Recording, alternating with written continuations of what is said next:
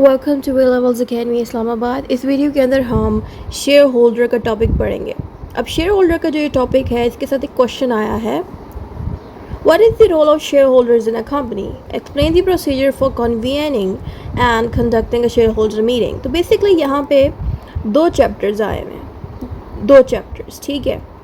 अब पहला चैप्टर यहाँ पे आया हुआ है शेयर होल्डर्स के बारे में, ठीक है, कि शेयर होल्डर्स कौन होते हैं, उनका क्या रोल अदा होता है। दूसरा चैप्टर यहाँ पे उन्होंने ये बताया कि किस तरह से ये शेयर होल्डर्स मीटिंग को कंडक्ट करते हैं। तो जो मीटिंग वाला चैप्टर्स था उसके अंदर एनुअल जनरल मीटिंग और वो सारी मीटिंग्स आती है, तो उन मीटिंग्स को भी आपने इसी के अंदर लिखना है और साथ में शेयर होल्डर्स के बारे में भी बताना है। तो यहाँ पे जैसे जैसे मैं इस आंसर को कंटिन्यू करूँगी तो आपको दोनों टॉपिक्स को मैंने कंबाइन करके यहाँ पे डाला हुआ है। तो आप देख सकते हैं कि किस तरह से मैंने शेयर होल्डर का रोल और शेयर होल्डर्स की मीटिंग वाले टॉपिक को कंबाइन किया है। अब हम इस टॉपिक को स्टार्ट करते हैं। In a company, shareholders are the people or entities that own shares in the company. Shareholder company के अंदर एक ऐसे लोग होते हैं जो शेयर्स को ओन करते हैं, यानी कि एक कंपनी है उसके अंदर कुछ शेयर्स मौजूद हैं, ठीक है। अब वो जो शेयर्स हैं, ये लोग सादे सिंपल लोग होते हैं, ये शेयर्स को जाके उनसे परचेज़ करते हैं। जैसे ही परचेज़ करेंगे तो क्या हो जाएगा कि इन सादे लोगों के ऊपर एक टाइटल लग जाएगा शेयर होल्डर का। क्यों? क्योंकि इन्होंने कंपनी से शेयर्स लिए, ठीक हो गया। They are also called the members of the company, और जब ये शेयर होल्डर्स बन जाते हैं तो ये कंपनी के मेंबर्स भी बन जाते हैं, ठीक हो गया। तो इनको हम मेंबर्स भी कह सकते हैं। Shareholders are the very important because they invest money in the company and in return get a share of the profits and some control over company's decision. ये शेयर होल्डर्स जो हैं इसलिए इम्पोर्टेंट है क्योंकि ये जो शेयर होल्डर्स हैं ये कंपनी के ऊपर पैसा लगाते हैं, यानी कि शेयर्स जब ये लेते हैं शेयर होल्डर्स, ज़ाहिर बात है कंपनी से शेयर्स ले रहे हैं। कंपनी से जब ये शेयर्स लेंगे उससे क्या होगा, किसको फ़ायदा पहुंचेगा? कंपनी को, क्योंकि कंपनी को तो पैसा मिल रहा है, उनके शेयर्स बिके जा रहे हैं। तो जैसे ये लोग कंपनी से शेयर्स लेते हैं, इससे क्या होता है कि ये कंपनी के ऊपर कंट्रोल भी कर सकते हैं, यानी कि कई ऐसी चीज़ें हैं जिसमें ये लोग इन्वॉल्व हो सकते हैं, ठीक है। अब वो क्या इन्वॉल्वमेंट है वो भी हमें इसी वीडियो के अंदर साथ साथ पता चलता जाएगा, ठीक है। The companies act 2017 of Pakistan gives share holders several rights and duties, यानी कि जो कंपनीज एक्ट है 2017 का, ये पाकिस्तान के अंदर बनाया गया है, यानी कि ये जो कंपनीज एक्ट है ये पाकिस्तानी कंपनीज के लिए बनाया गया है, जिसमें क्या हो रहा है कि शेयर होल्डर्स को कुछ राइट्स दिए गए हैं और कुछ ड्यूटीज़, यानी कि ये जो एक्ट है इसने शेयर होल्डर्स को राइट्स और ड्यूटीज़ दी हैं, ठीक है। One important right is to attend share holders meeting where major decisions about the companies are decided and voted on. यहाँ पे ये कह रहे हैं कि सबसे बड़ा राइट, जो मोस्ट इम्पोर्टेंट राइट है जो शेयर होल्डर्स को मिलता है, वो ये कि वो मीटिंग को अटेंड कर सकते हैं, ये उनके पास राइट है। यानी कि कंपनी शेयर होल्डर्स को ये नहीं कह सकती कि आपने शेयर्स तो ले लिए लेकिन आप मीटिंग हमारी अटेंड नहीं कर सकते। तो ऐसा कहीं पे भी नहीं लिखा, बल्कि कंपनीज एक्ट खुद कह रहा है कि जो शेयर होल्डर बन जाता है तो उसके पास ये राइट होता है कि वो उन कंपनीज़ के मीटिंग को अटेंड करे, क्योंकि जब वो कंपनी की मीटिंग को अटेंड करेगा तो उसको पता चलेगा कि कंपनीज़ के जो बड़े बड़े डिसीजंस हैं वो क्या लिए जा रहे हैं, क्योंकि ज़ाहिर बात है उन्होंने इस पर पैसा इन्वेस्ट किया है, तो उनके पास ये राइट है कि ये इन डिसीजंस या इन मीटिंग्स में घुसें, ठीक है। तो ये बातें यहाँ लिखी गई हैं, ठीक है। Next heading is role of share holders in a company. अब यहाँ पे बताया जा रहा है कि शेयर होल्डर का क्या रोल अदा होता है कंपनी के अंदर। Shareholders play a very important role in the company. Some of their main roles are election directors, approving major decisions, receiving profits, attending meeting, inspecting company record. अब यहाँ पे 5 डिफरेंट रोल्स अदा हो रहे हैं, एक एक करके समझते हैं। पहला रोल है शेयर होल्डर्स का कि ये इलेक्टिंग डायरेक्टर्स को करते हैं, यानी कि share holders vote to choose the board directors who run the company on a daily basis. तो बोर्ड ऑफ डायरेक्टर्स के ऊपर मैंने अलग से वीडियो बनाई है, तो मैंने उस वीडियो को यहाँ पर टॉपिक आई का साइन शो हो रहा होगा, इस तरह से आप जैसे इस पर क्लिक करेंगे तो बोर्ड ऑफ डायरेक्टर की पूरी वीडियो प्ले हो जाएगी जिसमें मैं बोर्ड ऑफ डायरेक्टर्स को एक्सप्लेन कर रही हूँ। तो यहाँ पे शॉर्टली बता देती हूँ बोर्ड ऑफ डायरेक्टर क्या होता है। बोर्ड ऑफ डायरेक्टर बेसिकली यहाँ पे कंपनी के अंदर, ठीक है, कंपनी है, कंपनी के अंदर एक मेन अथॉरिटी होती है जिसका नाम होता है बोर्ड ऑफ डायरेक्टर्स। अब इस कंपनी के अंदर जो बोर्ड ऑफ डायरेक्टर की जो अथॉरिटी बैठी होती है, इसके अंदर डायरेक्टर्स बैठे होते हैं। ये जो डायरेक्टर्स होते हैं ये कंपनी को चलाते हैं, ठीक है। ये होता है बोर्ड ऑफ डायरेक्टर्स। अगर तफसील से देखना चाहते हैं तो आप प्लीज़ उस वीडियो को भी देख लें जिसमें बोर्ड ऑफ डायरेक्टर को एक्सप्लेन किया जा रहा है। यानी कि जब बोर्ड ऑफ डायरेक्टर्स के इलेक्शंस हो रहे होते हैं, यानी कि बोर्ड ऑफ डायरेक्टर को जब नौकरी पर रखा जा रहा होता है, तो ऐसी सिचुएशन पे भी शेयर होल्डर्स पार्टिसिपेट करते हैं। वो भी वोट डाल के अपनी पसंद का डायरेक्टर्स को रख सकते हैं। ठीक होगा, एक ये भी इनका रोल होता है। दूसरा रोल देख लेते हैं, approving major decisions. Share holders approve big decisions like mergers or acquisitions, sale of major assets, changes to the company's name or structure, changing the company's memorandum or article। पहली बात तो ये हम एक एक करके समझते हैं। मर्जर्स और एक्यूजेशंस, यानी कि अगर कोई शेयर एक दूसरे के साथ मर्ज हो रहा है, मर्ज मीन्स यानी कि एक शेयर है उसकी इतनी प्राइस है, फलां शेयर की इतनी प्राइस है, और दोनों शेयर्स अगर इकट्ठे किए जा रहे हैं दोनों शेयर्स अगर इकट्ठे हो रहे हैं, या कोई भी ऐसी चीज़ कंपनी के अंदर जो मर्ज हो रही हो यानी कि इकट्ठी हो रही हो या चेंज हो रही हो, इन मामलात में भी शेयर होल्डर डिसीजंस दे सकते हैं। ठीक है, उसके साथ sale of major asset, asset कहते हैं कोई प्रॉपर्टी को, कोई कीमती चीज़ को। ठीक है, प्रॉपर्टी भी इसमें हो सकती है या कोई वैल्यूएबल चीज़। तो वैल्यूएबल चीज़ या प्रॉपर्टी को हम एसेट्स कहते हैं। ठीक है, अगर कोई बहुत ही ज़रूरी चीज़, कोई बहुत ही ज़रूरी एसेट अगर सेल किया जा रहा है कंपनी में, तो ऐसे मामला में भी शेयर होल्डर इन्वॉल्व हो सकते हैं और वो अपना डिसीजन भी दे सकते हैं कि क्या उनको ये इम्पोर्टेंट और मेजर चीज़ ख़रीदनी है कंपनी से कि नहीं, क्या उनको आगे बेचना चाहिए कंपनी को नहीं, क्या, यानी कि इन सारे मामला में भी शेयर होल्डर्स घुसेंगे कंपनी के।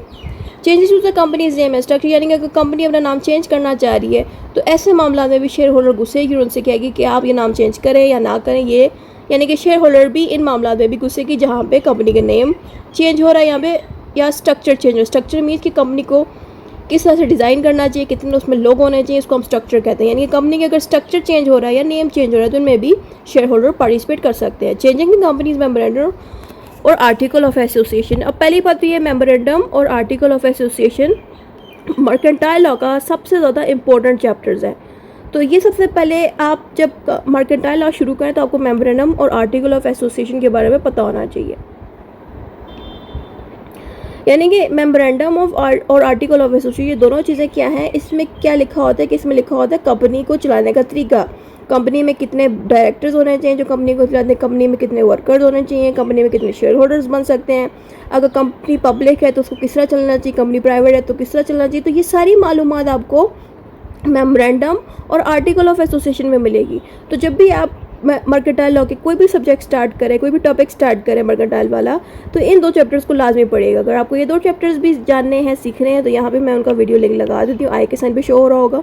तो यहाँ पे मैं मेमोरेंडम और आर्टिकल ऑफ एसोसिएशन दोनों को एक्सप्लेन आउट कर दूँगी। तो ये बहुत लंबा है तो यहाँ पे शॉर्ट वीडियो में एक्सप्लेन आउट नहीं होगा। सिर्फ इतना आप जान लें कि ये जो दोनों डॉक्यूमेंट्स हैं इनमें ये बताया जाता है कि कंपनी को चलना कैसे चाहिए। अगर कंपनी पब्लिक कंपनी है यानी कि बड़ी कंपनी है तो उसके अंदर कितने डायरेक्टर्स होने चाहिए, अगर वो प्राइवेट कंपनी है तो प्राइवेट कंपनी में कितने डायरेक्टर्स और वर्कर्स काम करने चाहिए, कितने शेयर होल्डर्स हो सकते हैं। तो ये सारे रूल्स आपको इन्हीं दो चीज़ों में मिलेंगे। तो ये मैंने शॉर्टली एक्सप्लेन आउट कर दी। यानी कि इन मामलात में भी चाहे वो मेमोरेंडम की चेंजेस हों, चाहे वो कंपनी का नेम और स्ट्रक्चर की चेंजेस हों, या जो भी ये चीज़ें लिखी गई हैं यहाँ पे, इन सब में शेयर होल्डर्स पार्टिसिपेट कर सकते हैं और अपने राय दे सकते हैं, अपने डिसीजन दे सकते हैं। रिसीविंग प्रॉफिट्स, प्रॉफिट को रिसीव करने को हम कहते हैं डिविडेंड्स, यानी कि प्रॉफिट्स को ही डिविडेंड्स कहते हैं। ठीक है, तो मैंने सिंपली इसको प्रॉफिट्स लिख दिया, डिविडेंड आप बेशक ना लिखें। Share holders get a share of the companies profit in the form of dividends when declared by the company. यानी कि जो कंपनी है अगर वो कोई प्रॉफिट हासिल करती है किसी भी सर्कमस्टांसेस में, यानी कोई ऐसा काम कर रही है जिसमें कोई प्रॉफिट आ रहा है और उस प्रॉफिट का लिंकेज किसी शेयर होल्डर के साथ, यानी कि शेयर होल्डर ने कंपनी से शेयर्स लिए हैं। ठीक है, किसी बंदे ने कंपनी से शेयर्स लिए हैं और उसी शेयर की वजह से कंपनी को मुसलसल प्रॉफिट पहुंच रहे हैं, तो वो जो प्रॉफिट है वो भी इसी बंदे को जाएगा, यानी कि शेयर होल्डर को जाएगा कंपनी का प्रॉफिट, और उस प्रॉफिट को हम डिविडेंड कहते हैं। तो ये इतनी सी बात यहाँ लिखी गई है। अगली हेडिंग है attending meetings. They have the right to attend general meeting and vote on the various matters. यानी कि जो जनरल मीटिंग होती है कंपनी में, ये मीटिंग इसलिए की जाती है ताकि कंपनी के अंदर जो चेंजेस करानी है, कोई काम सही नहीं हो रहा उसको सेट करना है, या अगर शेयर होल्डर से रिलेटेड कोई बातचीत है, तो ये सारी जो डिस्कशंस हैं इस जनरल मीटिंग में की जाती है, जिसमें शेयर होल्डर्स भी बैठे होते हैं, डायरेक्टर्स भी बैठे होते हैं, तमाम ज़रूरी लोग बैठे होते हैं जो कंपनी को रन करते हैं, देखते हैं। तो ये जो शेयर होल्डर्स हैं ये जनरल मीटिंग को अटेंड करते हैं और कोई भी डिसीजन दिया जाए उस पर वोट कर सकते हैं और डिफरेंट मैटर्स पे भी पार्टिसिपेट कर सकते हैं। Inspecting companies record, they can inspect important documents like the register of members and the financial statement। यानी कि कंपनी में जब भी कोई बंदा शेयर लेता है, शेयर लेने के बाद जब वो शेयर होल्डर बनता है तो उस बंदे का नाम, जो बंदा शेयर होल्डर बनता है उस बंदे का नाम कंपनी के अंदर रजिस्टर किया जाता है कि भाई कौन कौन सा बंदा शेयर होल्डर है। तो शेयर होल्डर्स के पास ये राइट भी होता है कि वो बाकी शेयर होल्डर्स के बारे में भी जान सके, रजिस्टर को देख सके, कंपनी के डॉक्यूमेंट्स को देख सके, कंपनी के फाइनेंशियल स्टेटमेंट्स को देख सकें, भाई कंपनी किस हालत में है, इसकी फाइनेंशियल कंडीशन कैसी है। तो वो सारी चीज़ें देखने का हक शेयर होल्डर्स के पास है। तो ये बात यहाँ लिखी गई है। अगली हेडिंग है हमारे पास procedure for convening and conducting a share holders meeting. अब यहाँ पे सारी मीटिंग्स के बारे में आएगा जिसमें आपको एनुअल जनरल मीटिंग और एक्स्ट्रा ऑर्डिनरी जनरल मीटिंग के बारे में बताना होगा। The companies act 2017 sets rules for how shareholders meeting should be called and conducted। यानी कि जो एक्ट है, एक्ट ही हमें ये सिखाता है कि जो शेयर होल्डर्स हैं वो किस तरह से मीटिंग को अटेंड करेंगे। ठीक है, there are mainly two types of shareholder meetings। तो जो शेयर होल्डर्स हैं उनके पास दो मीटिंग का इख्तियार है। पहला है एनुअल जनरल मीटिंग, दूसरी है एक्स्ट्राऑर्डिनरी मीटिंग। ठीक है, अब आगे की हम हेडिंग्स देखते हैं। Calling an annual general meeting. अब यहाँ पे इस हेडिंग में बताया जा रहा है कि किस तरह से एनुअल जनरल मीटिंग को कॉलिंग किया जाता है। कॉलिंग मीन्स कि किस तरह से शेयर होल्डर कॉल करता है कंपनी के लोगों को और उनसे कहता है कि हमें एनुअल जनरल मीटिंग करनी चाहिए। ठीक हो गया, तो ये बात यहाँ लिखी गई है। Every company must hold its first AGM within 16 months from the incorporation।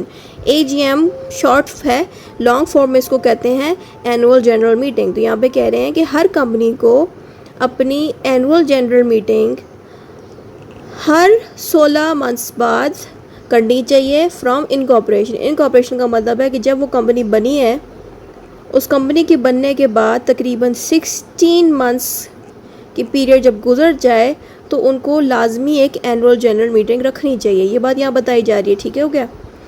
That after that the AGM should be held once every calendar year but not more than 16 months should pass between two AGMs। यहाँ पे ये कह रहे हैं कि हर साल ये annual general meeting होनी चाहिए, लेकिन 16 मंथ्स में बार बार नहीं होनी चाहिए। यानी कि एक दफ़ा जब ये 16 या 15 मंथ्स गुजर जाएँ तब ही आप एनुअल जनरल मीटिंग कराएं। यानी कि अगर 16 मंथ गुजरते हैं तब आप एनुअल जनरल मीटिंग कराएं। ठीक है, लेकिन एनुअल जनरल मीटिंग में जब ये कराई जाए तो इसी महीने में 2 बार ना हो। यानी कि 16 मंथ का गैप आपको दिया गया है, उस 16 मंथ के गैप में सिर्फ एक ही एनुअल जनरल मीटिंग होगी, 2 दफ़ा नहीं होनी चाहिए। ठीक है, ये बातें यहाँ बताई जा रही हैं क्योंकि एनुअल है ना, एनुअल से ही आपको पता चल जाना चाहिए कि साल में एक दफ़ा।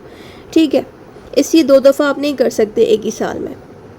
Notice must be send to all the share holder at least 21 days before the meeting. यानी कि जब भी आप मीटिंग करवाना चाहो ना, तो मिसाल के तौर पर अगर शेयर होल्डर है वो खुद कहता है कि मुझे मीटिंग करानी है, तो वो क्या करेगा, कंपनी को कॉल करेगा और उनसे कहेगा कि आपको एनुअल जनरल मीटिंग करानी है। शेयर होल्डर है वो अगर कॉल करके कहता है ना कि हमें कंपनी के अंदर एक मीटिंग करानी चाहिए साल में एक दफ़ा, जो एनुअल जनरल मीटिंग है, तो उस शेयर होल्डर के ऊपर ड्यूटी भी है कि वो बाकी मेंबर्स को 21 डेज़ के अंदर अंदर, यानी कि मीटिंग से 21 डेज़ पहले सब मेंबर्स को एक नोटिफिकेशन भेजे कि भाई 21 डेज़ बाद आप लोगों की मीटिंग होगी। ठीक हो गया, इस तरह से यहाँ पे लिखा जा रहा है। तो notice must include date, time, venue and the agenda of the meeting. यानी कि जो नोटिस भेजा जा रहा है इन शेयर होल्डर्स को, उसमें ये बताया जाएगा कि किस डेट को मीटिंग होगी, कितने बजे हो गई, कितने पैसे की अमाउंट चेंज हो रही है। ठीक है, किस टाइप का एजेंडा डिस्कस हो रहा है। एजेंडा मीन्स कि उस मीटिंग के अंदर हम क्या डिस्कस करने वाले हैं, वो चीज़ भी नोटिस के अंदर लिखी जाएगी। ठीक हो गया। नेक्स्ट हेडिंग देखते हैं, calling an extra ordinary general meeting. तो पहले हमने पढ़ ली है एनुअल जनरल मीटिंग, दूसरी है एक्स्ट्रा ऑर्डिनरी जनरल मीटिंग। अब एक्स्ट्रा ऑर्डिनरी जनरल मीटिंग को किस तरह से शेयर होल्डर करवाता है वो भी हम देखते हैं। This is a special meeting for urgent matters like changing companies rules और issuing new shares. It can be called by. अच्छा, तो ये जो मीटिंग है ना, एक्स्ट्रा ऑर्डिनरी मीटिंग जो है, ये एक स्पेशल मीटिंग होती है जो कि अर्जेंट मैटर्स पे बुलाई जाती है। यानी कि ऐसी मीटिंग है जो अर्जेंट मैटर्स पे होती है। किस टाइप के अर्जेंट मैटर्स, जिसमें कंपनीज़ के रूल्स अगर चेंज करने हो या कंपनी कोई न्यू शेयर डाल रहा हो, कोई ऐसा शेयर जो पहले ना आया हो कंपनी में, तो इन मैटर्स पे ये सडन इन सडन मैटर्स पे ये एक्स्ट्रा ऑर्डिनरी मीटिंग करवाई जाती है। ठीक हो गया। तो ये जो एक्स्ट्रा ऑर्डिनरी मीटिंग है ये कौन लोग करवाते हैं? ये बोर्ड ऑफ डायरेक्टर्स करवाते हैं, यानी कि बोर्ड ऑफ डायरेक्टर्स के पास ये पावर है कि ये एक्स्ट्रा ऑर्डिनरी मीटिंग करवा सकती है। उसके अलावा शेयर होल्डर्स करवा सकते हैं। कौन से वाले शेयर होल्डर्स? जिनके पास कम से कम 10% की वोटिंग राइट्स हो, यानी कि इन्होंने इतना इन्वेस्ट किया हो कि 10% की वोटिंग राइट्स रखते हो, यानी कि जो ज़्यादा, ज़ाहिर बात है, जो जितना ज़्यादा कंपनी को पैसा देगा और जितना ज़्यादा शेयर लेगा तो उसके पास वोटिंग राइट ज़्यादा होंगे, यानी कि 90 तक जा सकते हैं, ठीक है, 80 तक जा सकते हैं।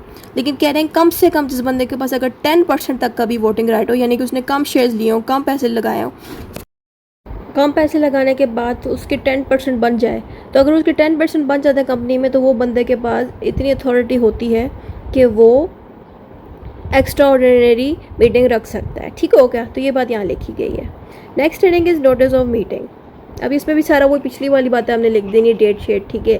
यहाँ पे लिखा the notice should be sent in writing either by post, email और डिलीवरी। यहाँ पे कह रहे हैं कि जो नोटिस है वो रिटन फॉर्म में होना चाहिए, ठीक है। यानी कैसे नहीं हवा में बात कह दी, यानी कि आपको जिसको भी नोटिस भेजना है रिटन फॉर्म में जाएगा। और रिटन फॉर्म में किस तरह से जाएगा कि आप उनके घर में पोस्ट कर दें या ईमेल भेज दें उनको, या उनके घर में वो लेटर की शक्ल में, नोटिस को लेटर की शक्ल में डिलीवरी कर दें, ठीक है, उनके घरों में, ताकि उन शेयर होल्डर्स को या उन मेंबर्स और कंपनी के लोगों को पता चल जाए कि हाँ नोटिस कंडक्ट की जा रही है और उनको पोस्ट या ईमेल और डिलीवरी के थ्रू उनको वो नोटिस मिल जाए। और उस नोटिस के अंदर ये चीज़ें क्लियरली मेंशन होनी चाहिए। क्या चीज़ें? डेट मेंशन होनी चाहिए कि कब मीटिंग की जा रही है, टाइम मेंशन होना चाहिए, प्लेस मेंशन होनी चाहिए कि भाई कि क्या वो प्लेस फिजिकल है कि वर्चुअल है। फिजिकल का मतलब है कि क्या फिजिकली उनको पहुंचना है या ऑनलाइन कंप्यूटर पे उनकी मीटिंग अटेंड होगी, जैसे कि ऑनलाइन मीटिंग्स होती हैं, ठीक है। तो इन दोनों में से ये चीज़ भी क्लियर बतानी है कि वो फिजिकल मीटिंग है कि वर्चुअल मीटिंग है, ये भी बतानी होगी आपको मीटिंग नोटिस के अंदर। एजेंडा बताना होगा। एजेंडा का मतलब है कि what will be discussed in the meeting, कि मीटिंग के अंदर क्या चीज़ डिस्कस होएगी, क्या इंपॉर्टेंट बातें डिस्कस होएंगी। Any resolutions to be passed, यानी कि ये चीज़ें भी नोटिस में बतानी है आपने कि क्या रेजोल्यूशन पास किया जाएगा। रेजोल्यूशन मीन्स चेंजेस, कि कौन सी कंपनी के अंदर चेंजेस डाले जाएंगे, कौन सी कंपनी के चेंजेस किए जाएंगे, ये चीज़ें भी आपने नोटिस में बतानी है। ठीक हो गया। अगली हेडिंग है quorum of the meeting. Quorum means the minimum number of members who must present to make the meeting valid. यहाँ पे कह रहे हैं कि जब भी आप मीटिंग करते हो ना, तो जैसे मैंने ऊपर बताया था कि आर्टिकल ऑफ एसोसिएशन और मेमोरेंडम ऑफ एसोसिएशन, उसके अंदर सारा कुछ बताया गया भाई पब्लिक कंपनी है, उसमें कितनी मेंबर्स होंगे, कितने % लोग जो हैं मीटिंग अटेंड कर सकते हैं। वैसे ही जब भी आप मीटिंग रखते हो ना, तो उस मीटिंग के अंदर बताया जाता है कि भाई फ़लाँ कंपनी में इतने मेंबर्स होंगे और उसके इतने मेंबर्स जो हैं मीटिंग अटेंड कर सकते हैं। तो वो चीज़ें आपने माइंड में रख के इस टॉपिक को लिखना है। तो यहाँ पे बताया जा रहा है कि क्यूरम पूरा होना चाहिए, यानी कि जब भी आप मीटिंग अटेंड करो उसके अंदर क्यूरम पूरा हो। क्यूरम मीन्स कि जितने अमाउंट के मेंबर्स की ज़रूरत है ना उस मीटिंग में, उतने अमाउंट के लोग उस मीटिंग में मौजूद हो। यानी कि अगर उस मीटिंग के रूल्स लिखे गए हैं कंपनी के अंदर कि भाई इसके अंदर कम से कम 5 मेंबर्स होने चाहिए, 5 से कम मीटिंग अटेंड नहीं कर सकते, तो क्यूरम इसी को कहते हैं। तो अगर क्यूरम मुकम्मल है तो आपकी मीटिंग फिर सही से वैलिड होगी, ठीक है। The quorum depends on type of company. अब ये कहना है कि जैसी कंपनी होगी वैसा क्यूरम होगा। अब हम देख लेते हैं कि फर्स्ट में लिखा गया है for a private company usually 2 members are enough, यानी कि अगर प्राइवेट कंपनी को चला रहा है तो उसमें मीटिंग के लिए सिर्फ 2 मेंबर्स भी हों तो काफ़ी है। लेकिन अगर कोई पब्लिक कंपनी चला रहा है उसमें कम से कम 3 मेंबर्स होने चाहिए, यानी कि अगर 3 मेंबर्स नहीं है और 2 मेंबर्स पब्लिक कंपनी में मीटिंग अटेंड कर रहे हैं तो वो वैलिड नहीं होगा। तो कह रहे हैं कम से कम 3 मेंबर्स पब्लिक में होने चाहिए और 2 मेंबर्स जो है प्राइवेट में होने चाहिए, तभी आपकी जो मीटिंग है वो वैलिड होगी। Chairman person of the meeting usually led by the chairman of the board, यानी कि यह कह रहे हैं कि चेयरमैन ऑफ द बोर्ड लाजमी हाजिर होता है मीटिंग के अंदर, यानी कि ये वो बंदा होता है जो मीटिंग को प्रॉपर्ली सेट करता है, ऑर्गेनाइज कराता है, ठीक है। इसको हम चेयरमैन ऑफ द बोर्ड कहते हैं। If the chairman is not present the member can choose another person to lead the meeting. अभी ये कह रहे हैं कि अगर चेयरमैन मौजूद नहीं है तो जो मेंबर्स हैं जो मीटिंग करना चाह रहे हैं वो खुद ही एक चेयरमैन को सेलेक्ट करेंगे जो कि मीटिंग को ऑर्गेनाइज करेगा और लीड करेगा सब लोगों को। लीड करने का मतलब ये है कि जितने भी मेंबर्स आएंगे मीटिंग अटेंड करने के लिए उन सबको जो है मीटिंग के नोटिस भेजना, मीटिंग को सारा रेगुलेट कराना, ये सारे काम जो है चेयरमैन करता है। तो जो अगर चेयरमैन ना हो तो मेंबर्स की ड्यूटी के और चेयरमैन को रखें जो कि इस मीटिंग को ऑर्गेनाइज कराए, ठीक है। Voting by share holders can vote by raising hands, poll voting. यहाँ पे ये कह रहे हैं कि अगर शेयर होल्डर स्मॉल कंपनीज़ में है, स्मॉल कंपनीज जो नॉर्मल होती हैं उनमें वो वोटिंग हाथ उठा के कर सकते हैं, कि कह सकते हैं कि हाँ मैं हाथ उठा रहा हूँ, मुझे इस चीज़ पे इस तरह का चेंजेस चाहिए। अगर कोई बड़ा डिसीजन लिया जा रहा है किसी कंपनी में तो वो पोल वोटिंग से होगा। पोल वोटिंग मीन्स कि एक डब्बा होगा, वोट का डब्बा होगा, उस डब्बे के अंदर एक कागज़ों को वो डालते जाएंगे, वो जो कागज़ होगा वो वोट होगा, उसमें बताया जाएगा। लाइक 5 बंदे कहते हैं कि हाँ चेंजेस होनी चाहिए, 6 बंदे कहते हैं कि चेंजेस नहीं होनी चाहिए, इसको हम वोटिंग कहते हैं। यानी कि आधे लोगों का वोट येस पे होगा, आधे लोगों का वोट नो पे होगा, तो वो डब्बे में ऐड होगा। तो जिसके अमाउंट ज़्यादा होगी तो वो बंदा ऑब्वियसली होने की बात को सुनी जाएगा। Votes are usually based on the number of shares of a person owns, 1 share 1 vote. यहाँ पे कह रहे हैं कि अगर एक बंदे ने 1 शेयर लिया है तो उसका 1 वोट बनेगा। ज़ाहिर बात है अगर वो ज़्यादा शेयर लेगा तो उसके ज़्यादा वोट बनेंगे। तो यहाँ पे ये बताया जा रहा है, यानी कि एक ही बंदा है, ठीक है, उसने एक ही शेयर लिया है कंपनी से तो उसको वोट भी एक ही बनेगा। अगर यही एक बंदे ने 2 शेयर ले लिए कंपनी से तो इसका वोट भी एक की जगह 2 बनेगा। यानी कि कागज़ तो ये एक ही डालेगा, लेकिन सब लोग कहेंगे कि ये 2 बंदे ने डाला क्योंकि इसने शेयर्स जो 2 लिए हैं। ये चीज़ें भी इसमें इंक्लूड की गई हैं। रेजोल्यूशन अब आ जाता है। Resolution means changes. यहाँ पे कह रहे हैं कि जो डिसीजंस मीटिंग के अंदर लिए जाते हैं उनको रेजोल्यूशन कहते हैं, क्योंकि जो भी डिसीजन लिए जा रहे हैं मीटिंग में उससे क्या हो रहा है कि कंपनी की जो पुरानी चीज़ें थी वो चेंज हो रही है। यानी कि उसका नेम चेंज हो सकता है मीटिंग के अंदर, उसका स्ट्रक्चर यानी कि किस तरह से वो कंपनी चलती है वो सारी चीज़ें चेंज होती है। तो जितनी भी चेंजेस आती हैं मीटिंग से उसको हम कहेंगे रेजोल्यूशन। ठीक हो गया। There are 2 types, ordinary resolution, special resolution. Ordinary resolution जो है तो है ना सिंपल मेजोरिटी के लोगों की मौजूदगी से भी बनाया जाएगा। यानी कि जितने मेंबर्स हैं, जैसे कि हमने पहले पढ़ा था पब्लिक कंपनी में 3 मेंबर्स कम से कम होने चाहिए, तो वो जो 3 मेंबर्स होंगे उनकी वोटिंग से ही रेजोल्यूशन आएगा, यानी कि चेंजेस आएंगे कंपनी में। लेकिन एक होता है स्पेशल रेजोल्यूशन। स्पेशल रेजोल्यूशन के लिए कम से कम 75% की वोटिंग चाहिए। अगर 75% की वोटिंग नहीं आ रही, जिसमें ऑब्वियसली 3 मेंबर्स भी होंगे, डायरेक्टर्स की भी वोट्स होंगे और भी लोगों के वोट्स शामिल होंगे, क्योंकि ये स्पेशल रेजोल्यूशन है।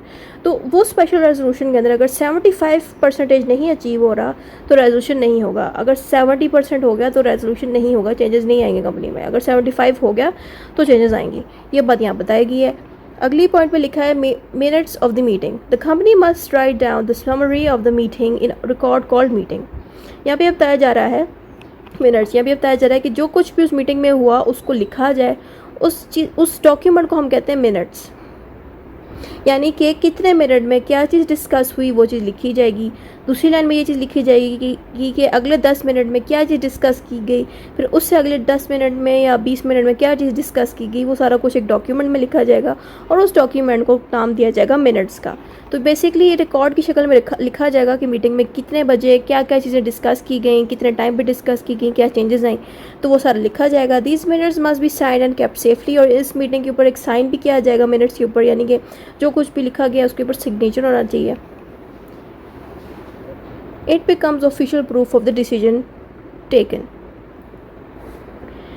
यहाँ पे कह रहे हैं कि जब इस पे साइन हो जाएगा, वो जो मिनट्स है उस पर जब साइन होगा तो वो ऑफिशियल डॉक्यूमेंट बन जाएगा। तो यहाँ पे इस लाइन में ये लिखा गया, तो कल को कोर्ट में प्रूफ भी दे सकते हैं।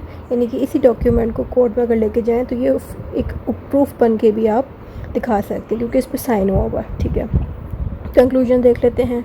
In simple words, shareholders are the owner of the company and play a very important role in the company's decision making।